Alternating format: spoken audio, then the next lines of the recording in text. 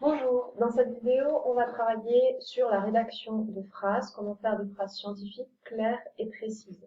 C'est pas évident pour ça, vous avez vous rencontrez des difficultés à différents niveaux, donc on va faire un petit bilan et puis on va mettre ça en pratique. Alors, tout d'abord, je voudrais préciser, j'ai pris des phrases de copie, vous sentez pas visé s'il y a beaucoup de phrases de vos copies, c'est juste les dernières copies que j'ai corrigées. Donc je vous ai mis une petite phrase ici pour que vous vous rendiez compte en fait de ce qui se passe pour le correcteur quand il lit votre copie. Donc c'est marqué, ils ont isolé des cellules dendritiques pour observer le millilitre de cytokine dans les 3 souris. Vous, quand vous écrivez votre phrase, vous êtes dans votre tête et dans votre tête, ça fonctionne. Vous savez ce dont vous voulez parler. Sauf que le correcteur, il n'est pas dans votre tête, il lit votre copie et il a besoin de rentrer dans votre tête par le biais, en utilisant vos mots. Et quand vos mots ils sont pas clairs du tout, c'est très très très très compliqué pour le correcteur de faire ça. Et du coup, ça le fatigue énormément. Donc là, je voulais mettre plusieurs éléments en évidence. D'abord, les fautes de français, quand il y a d'autres problèmes, ça fait que ça rend déjà la lecture difficile. Ça arrive à tout le monde de faire des fautes de français, mais vraiment faire progresser là-dessus, c'est vraiment aussi un moyen de faciliter la lecture. Et la lecture, qu'elle soit facile, quand la lecture est difficile, le correcteur il a du mal à comprendre ce que vous voulez dire, le sens, il est bloqué par essayer de comprendre vos mots quand l'écriture est compliquée aussi. Et du coup, ça veut dire que ça le fatigue et ça veut dire que inconsciemment ou consciemment, même si vous avez bonnes idées, le fait qu'elles soient pas bien développées, pas clairement, et ben en fait ça va se répercuter de manière négative sur votre note. La notation c'est il y a des très grands biais de notation, c'est plus ou moins 10 points dans une copie de bac, donc avec une grille d'évaluation.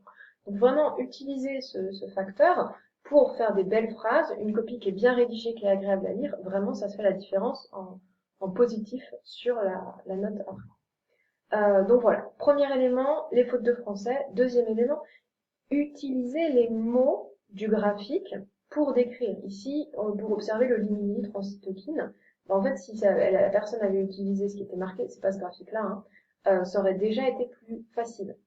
Donc, quand vous avez un vocabulaire, un graphique à décrire, utilisez ce que vous avez en abscisse et en ordonnée. Et ensuite, il va falloir organiser l'ordre des mots pour que votre phrase, elle soit correcte et qu'elle ait un sens. Donc, pour ça, il faut décider ce dont vous allez parler.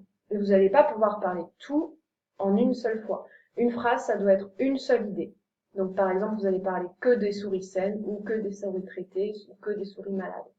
Et c'est 3 lignes maximum. Ça, c'est un témoin. Si vous vous rendez compte que votre phrase, elle fait plus de 3 lignes, ça veut dire qu'il y a sûrement plusieurs idées. Donc, vous la coupez et vous réorganisez chacune des idées pour avoir 2 phrases qui sont bien claires. Dernier élément, le but, c'est qu'en lisant votre phrase, on doit pouvoir comprendre le document, le graphique. Quelqu'un doit pouvoir, grosso modo, refaire la ligne. Donc, ça doit être quand même assez précis. Vous voyez qu'ici, c'est pas du tout assez précis. Donc, comment réorganiser les idées?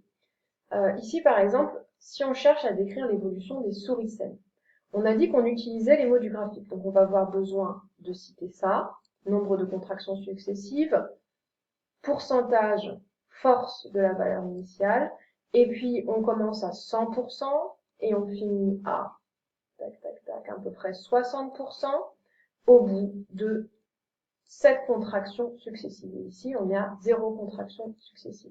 Donc, il va falloir citer tous ces éléments.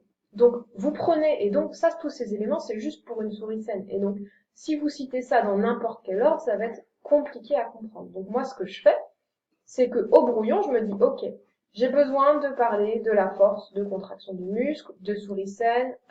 À la fin, c'est 7 contractions successives. Je passe de 100% à 60% de la vitesse initiale et je parle, bon, ça et ça c'est redondant, je parle de contractions successives. Et une fois que je sais que dans une phrase, je veux placer toutes ces idées, peut-être que ce sera pas possible, peut-être que j'aurai besoin de faire 2 phrases. Mais je peux essayer déjà de faire une phrase. Donc, une fois que je sais ça, je vais essayer d'organiser les différentes idées. Est-ce que je peux commencer ma phrase en disant la force de contraction du muscle, et après j'essaye de mettre la suite. Après 7 contractions successives, passe de 60%, 100% à 100% de la valeur initiale de contraction. Est-ce que ça, c'est compréhensible? Donc là, ça marche pas. Clairement, quand je dis ça, vous avez rien compris. Par contre, si je dis pour les souris saines, la force de contraction du muscle passe de 100% à 60% après 7 contractions successives. Donc ça, cet ordre-là, il marche. Donc je peux faire ça.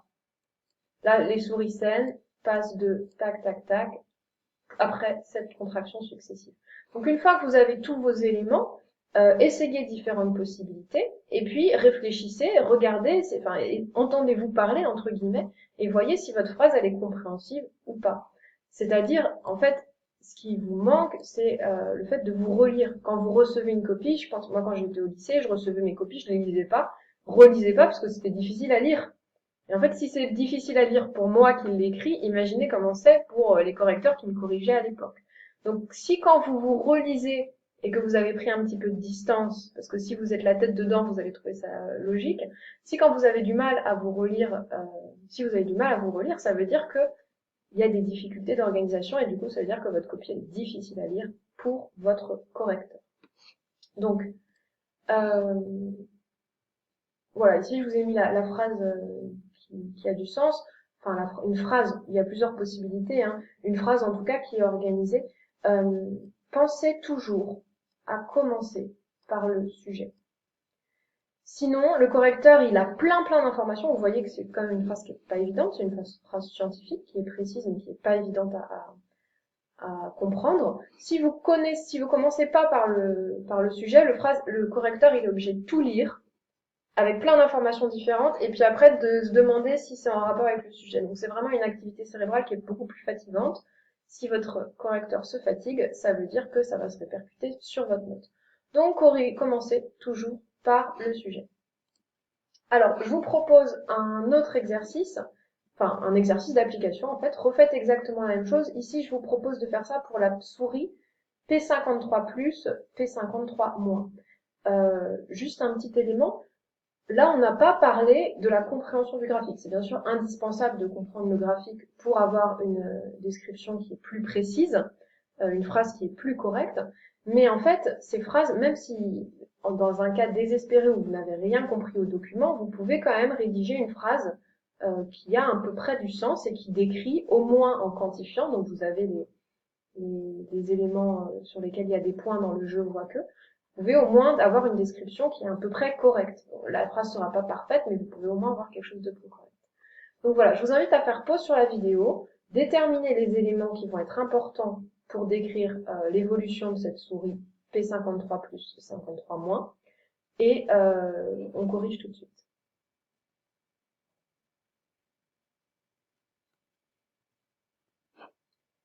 Alors, moi, ce que j'ai pris comme élément, déjà, il va falloir que je dise que je parle de cette souris-là, donc j'ai mis ça. Ensuite, j'ai mis que j'avais 100% des souris qui étaient survivantes ici, jusqu'à l'âge 275. Donc là, c'était pas forcément facile, mais si vous comprenez le graphique, ça c'est le jour de la naissance de la souris. Donc là, ça veut dire que ma souris, elle a 275 jours.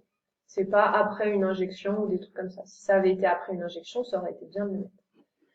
Du coup, 100% des souris survivantes, 275 jours.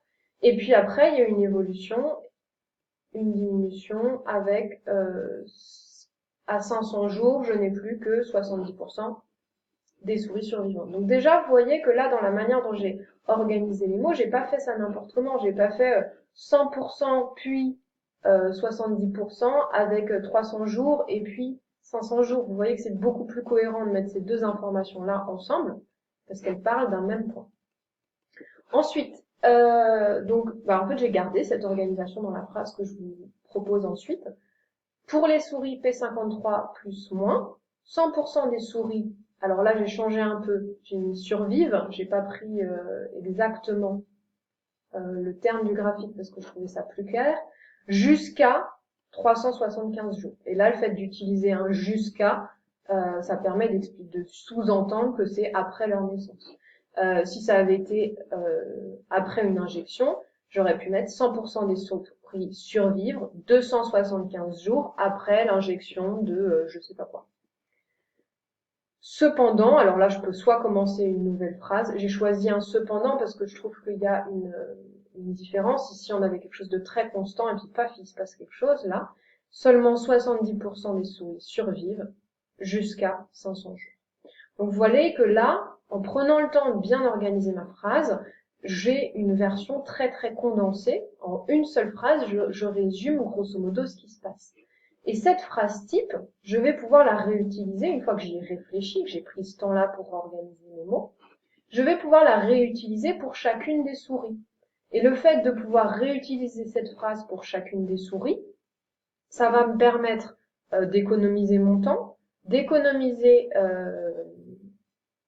mon effort, parce qu'une fois que j'ai organisé une fois la phrase, je peux la réutiliser.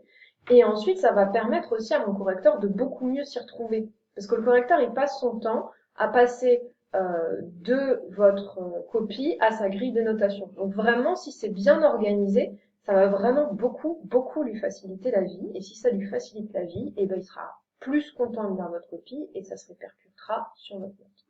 Donc vraiment, à chaque fois, le réflexe de base, relisez-vous et puis appliquez ces différents éléments.